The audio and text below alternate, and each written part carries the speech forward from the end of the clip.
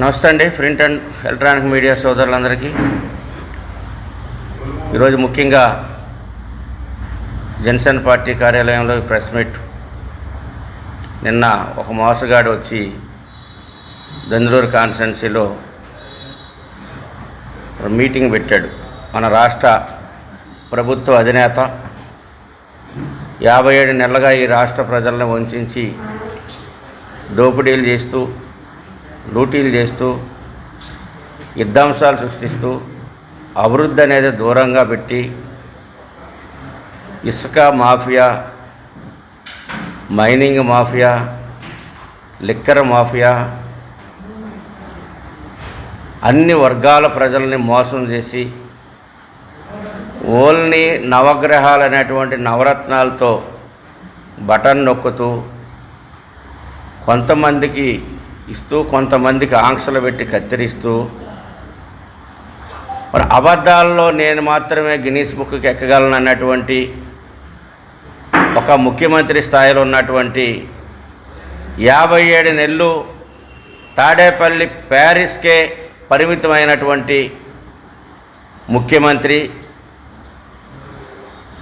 నాకే తోడేళ్ళు లేవు, నాకే మీడియా పత్రికలు తోడు లేదు, నాకున్నటువంటి సాక్షి, నాకున్నటువంటి భారతీయ సిమెంటు, నాకున్నటువంటి లక్షల కోట్ల రూపాయలు, నాకున్నటువంటి ఏ రాష్ట్రంలోకి వెళ్ళినా 150-200 గదులతో ఉన్నటువంటి ప్యారిస్లు తప్పించి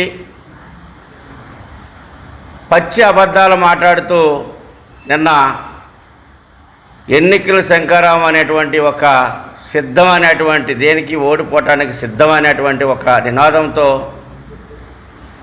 ఇటు పవన్ కళ్యాణ్ గారిని, విజన్ ఉన్నటువంటి నాయకుడు అటు చంద్రబాబు నాయుడు గారిని, ఈ రాష్ట్రంలో ఉన్నటువంటి మిగతా పార్టీ నాయకులందరినీ కూడా విమర్శిస్తూ మరి పచ్చి అబద్ధాలతో ఒక అబద్ధాల కోరి నిన్న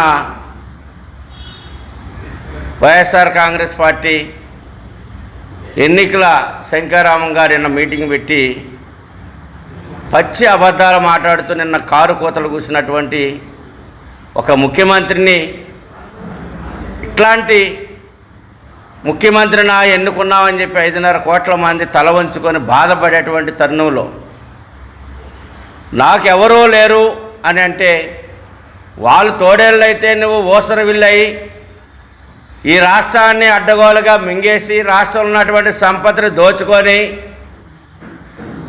ఈ రోజున కంటైనర్లో డబ్బులు తరలిస్తూ మరలా రేపొద్దున ప్రజలను మోసం చేసి నేను ఇక బటన్ నొక్కుతాను, నాకు ఒక్కసారి మీరు బటన్ నొక్కండి అని కారు కోతలు కూస్తూ ఏదైతే ప్రజాస్వామ్యబద్ధంగా వెళ్తున్నటువంటి పార్టీలు, జనసేన పార్టీ కానివ్వండి, ఇటు తెలుగుదేశం కానివ్వండి, ఇవన్నీ కూడా ప్రజాస్వామ్యబద్ధంగా ఈ యొక్క ప్రజల యొక్క ఆశలకి, ఆకాంక్షలకి, ఆంధ్రప్రదేశ్ ఉన్నటువంటి రాష్ట్ర ప్రజల యొక్క భవిష్యత్తు కోసం ఎలియన్స్గా వస్తే, ఓ పక్కన వదిన గారు అంటాడు బీజేపీ అధ్యక్షురాలని, ఓ పక్కన నీ చెల్లెలే రోడ్డెక్కి నువ్వు చేసినటువంటి మోసాలు, ఘోరాలు, నేరాలు బయట పెడతా ఉంటే, ఓ పక్కన నీ తల్లే నిన్ను లెక్క చేయకుండా ఉంటే, నువ్వు ఈ రాష్ట్ర ప్రజలు రాష్ట్రంలో ఉన్నటువంటి అక్క చెల్లెమ్మలని, అన్నలని, తమ్ముళ్ళని, అవ్వలని నువ్వు ఇంటిలోని తల్లిని, చెల్లిని బయట గెంటి వేసి నీ బాబాయిని మర్డర్ చేయించి నువ్వు కోడికత్తి డ్రామాలాడి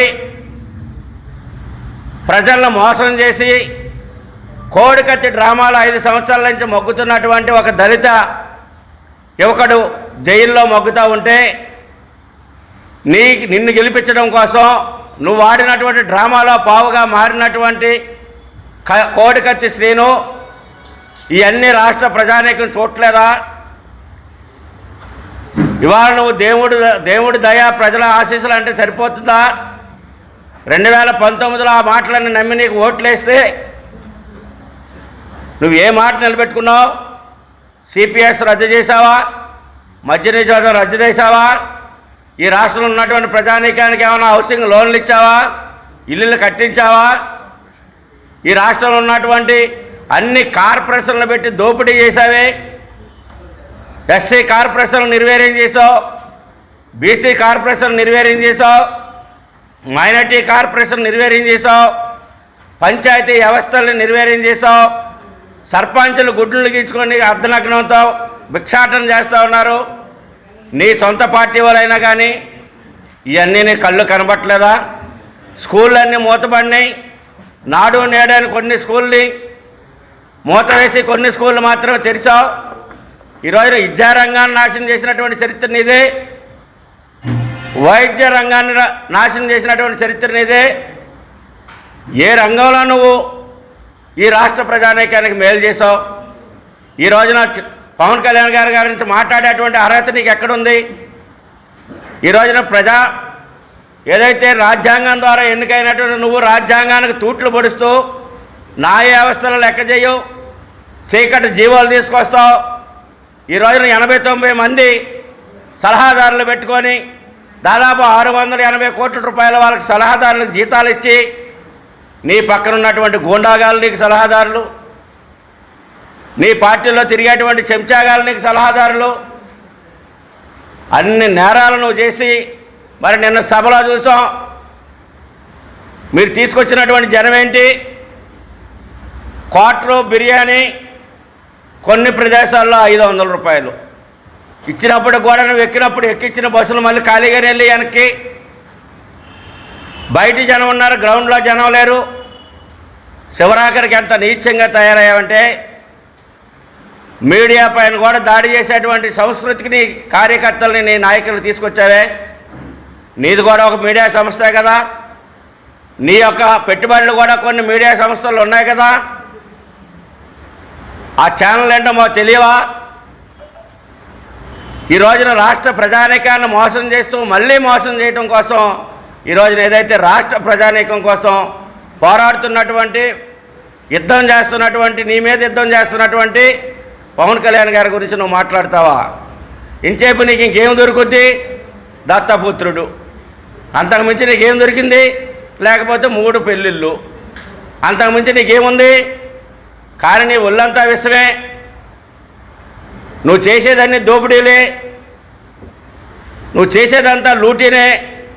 ఈ రాష్ట్రంలో ఉన్నటువంటి సకల సంపదలన్నీ కూడా మింగేశావే.